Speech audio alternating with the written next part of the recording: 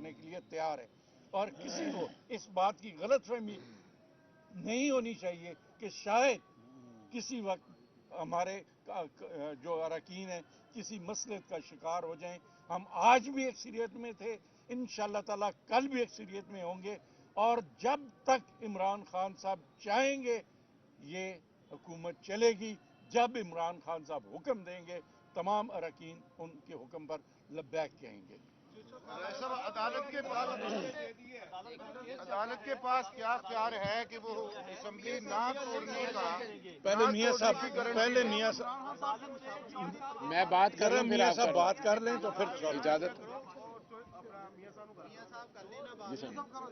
شکریہ جی۔ بسم اللہ الرحمن الرحیم، بہت شکریہ جی۔ دیکھیں کہ پاکستان کی تاریخ کے اندر ایسا کبھی نہیں ہوا کہ جب اسمبلیاں چل رہی ہوں، معاملات آگے کی طرف چل رہے ہوں، اور اس کے ساتھ ساتھ اگر ہم اس چیز کو دیکھیں کہ جس طرح فیڈرل حکومت کے آگے کی طرف دن جا رہے ہیں، ویسے ویسے غریب عوام بری طرح مہنگائی کی دلدل میں پھنستی جا رہی ہے۔ یہ پہلی باری ہوا پاکستان کی تاریخ میں کہ ایک لیڈر نے اپنی ذات سے باہر نکل کر سوچا۔ عمران خان نے ہمیشہ اپنی ذات کو سائیڈ پر رکھتے ہوئے غریب عوام کے لیے سوچا۔ ایک مہینے بعد اس ملک کے پاس پیسے نہیں ہوں گے کہ وہ تنخواہیں بھی دے سکے۔ یہ صرف اقتدار سے چمٹے ہوئے ہیں، کیونکہ دنیا کے اندر کوئی بھی ادارہ، چاہے آئی ایم ایف ہو، چاہے ورلڈ بینک ہو، چاہے ایشین ڈیولپمنٹ بینک ہو، چاہے کوئی ڈونر ایجنسی ہو، پاکستان کے اندر انویسٹمنٹ کرنے کو تیار نہیں ہے۔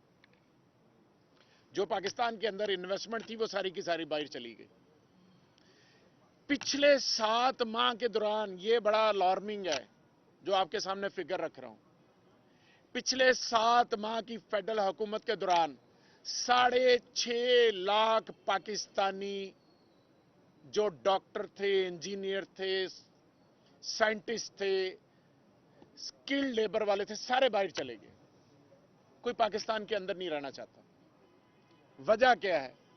کہ انہیں نظر آ رہا ہے کہ جب تک یہ حکومت مسلط رہے گی ہمارا فیوچر کوئی نہیں ہے، اس ملک کے اندر ہمارا کوئی فیوچر نہیں ہے، کیونکہ یہ وفاقی حکومت صرف اور صرف اقتدار اس لیے رکھا ہوا ہے کہ اپنے کیسز ختم کر لیں۔ مجھے بتائیں آپ سب جو نوکری پیشہ لوگ ہیں، پچھلے 7-8 ماہ میں وفاقی حکومت نے کیا ریلیف دیا آپ کو سوائے مہنگائی کے علاوہ؟ ہر گھر کے اندر لڑائی جو ہے، میاں بیوی کی لڑائی کروا دی انہوں نے۔ آمدنی اتنی ہے، اخراجات پہاڑ جتنے بڑھ گئے ہیں، ہر گھر کے اندر لڑائی کروا دی ہے اس نے۔ کوئی بچوں کی فیس نہیں دے سک رہا، کوئی گھر کا کچن پورا نہیں کر سک رہا، کوئی مکان کا کرایہ نہیں دے سک رہا، کسی کی جیب میں پیٹرول کے موٹر سائیکل کے لیے پیسے نہیں رہے، کوئی دوائی نہیں لے سک رہا۔ یہ سارے معاملات کیوں ہو رہے ہیں؟ یہ ایک فورن ایجنڈا ہے۔ میں نے اسمبلی کے فلور پہ بھی کہا ہے، یہ فورن ایجنڈا ہے۔ اور فورن ایجنڈا کیا ہے کہ پاکستان کو ہمیشہ کشکول اس کے ہاتھ میں اور وہ مانگتا پھرے۔ جب پاکستان 6% شرح نمو سے جی ڈی پی کی شرح سے ترقی کر رہا تھا تو کون سے ایسے حالات پیدا ہو گئے تھے کہ عمران خان کو ہٹانا ضروری تھا؟ آج پاکستان کی گروتھ نفی میں چلی گئی، منفی میں چلی گئی، اور غریب آدمی 2 وقت کی روٹی سے عاجز آ گیا۔ اگلی بات جو میں بتا کے جا رہا ہوں، بجلی کا یونٹ 80 روپے فی یونٹ کرنے جا رہے ہیں۔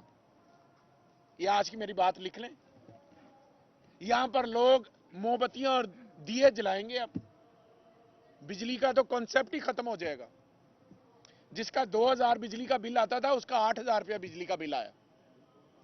اور ہم یہ چاہتے ہیں، جنہوں نے اپنی ذات سے بالا تر ہو کے سوچا ہے کہ اس ملک کے اندر پولیٹیکل سٹیبلٹی ہونی چاہیے، اور پولیٹیکل سٹیبلٹی تبھی ہوگی جب الیکشن ہوں گے، اور جب الیکشن ہوں گے حکومت آئے گی، پھر اکنامک سٹیبلٹی آئے گی۔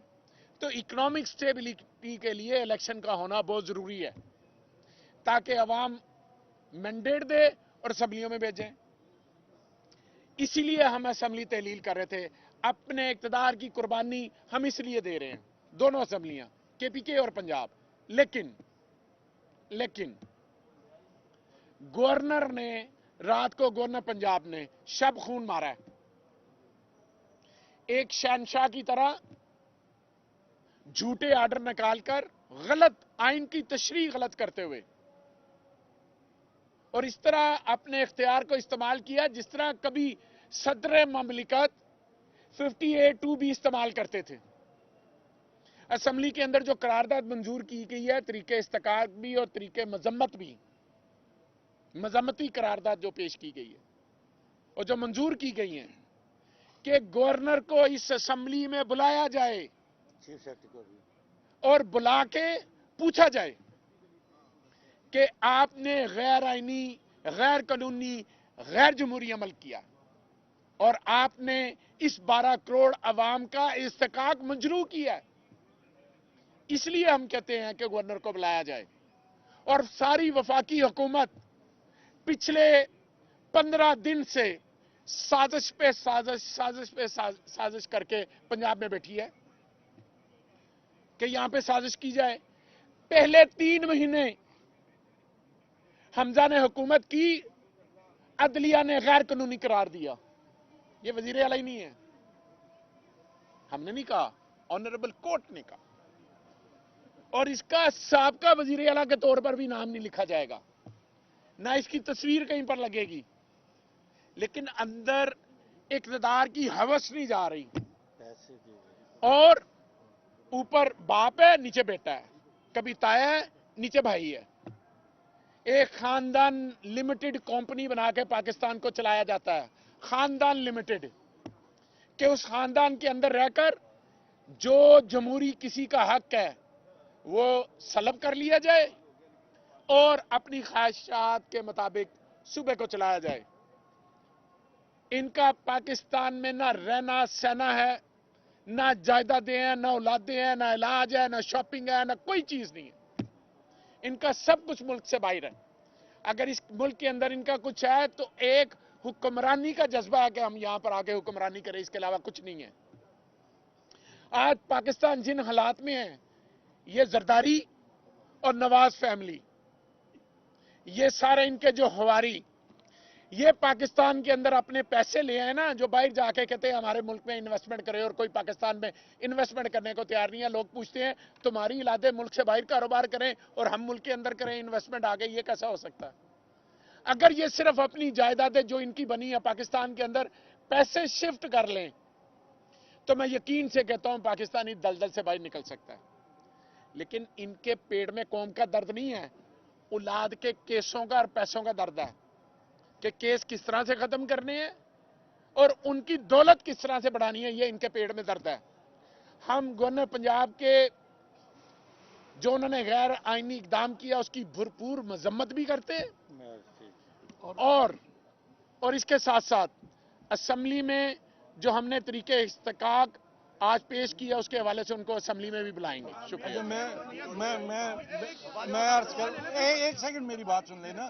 देखिए बात ये है कि अभी हम बात कर रहे थे और जिस तरह मियां साहब कह रहे थे कि आज से 4-5 महीने पहले जिस तरह हमजा शहबाज के केस में अदालत ने इनके मुंह पर तमाचा मारा था, आज एक दफा फिर अदालत में इनकी रुसवाई हुई है और हुकूमत जो है उसको बहाल कर दिया है और गवर्नर का जो नोटिफिकेशन था उसको कालअदम करार दे दिया अदालत ने। ऐसा ये बताइएगा वज़ीर-ए-आला पंजाब ने जो बयान हल्फी जो जमा कराया उस पर पाकिस्तान तहरीक इंसाफ को इत्मीनान में लिया गया?